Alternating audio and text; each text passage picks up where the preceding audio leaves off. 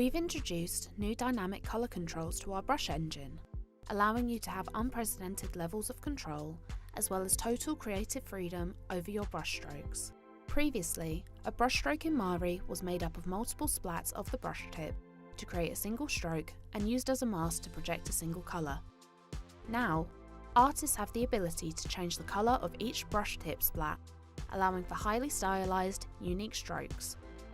In addition to being able to change the colour of each brush splat, we've also added the highly requested ability to jitter the hue, saturation and other values of your brushes. The range of these effects can be adjusted independently of each other or all together, giving you, the artist, a whole new level of control over your work. In addition to the new jittering options, we've also improved the options for brush tips. Previously, you would need to ensure that the image used in your brush tip was encoded in the alpha channel, and the colour of your brush tip was ignored. In this update, not only are you able to generate your brush tip from an image's red, green, blue or luminance channel, but you're also now able to utilise the full RGB colour data of an image, allowing you to now splat decal images using a brush tip. The process for importing an image into Mari to use as a brush tip has not changed. Simply navigate to the tool properties for your brush and import the image that you want to use. Once imported, you can use the Source drop-down menu to assign the colour channel that you want the brush tip to use. Create an alpha from a black and white image that wasn't encoded in an alpha channel. Assign the source as luminance and tick the Invert Alpha checkbox.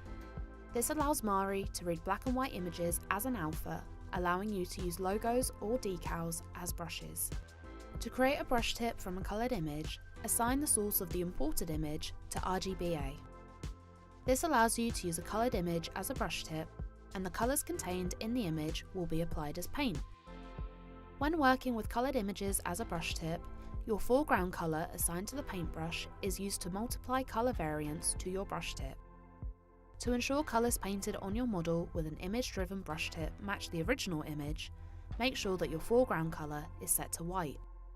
However, feel free to mess about with the colours you assign to your brush to change up the hue of coloured images used as a brush. Brush stroke settings are located under the Brush Settings menu in the Tool Properties window.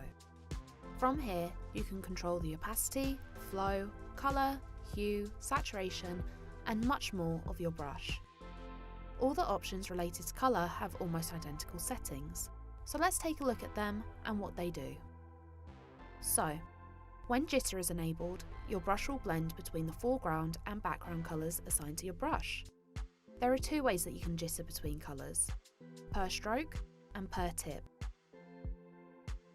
Per stroke means that every time you lift your pen and draw a new stroke, the colour changes to a value between your foreground and your background colour. While per tip means that the colour will change with each splat of paint that is put down. This means that you can put down strokes and have the colour of the stroke change multiple times without ever having to lift your pen. Within the colour options, you can also adjust the range of your colour jitter. This allows you to increase or decrease the amount of colour that is included in your blend. The slider on the left allows you to control the foreground colour, while the right slider controls the background colour.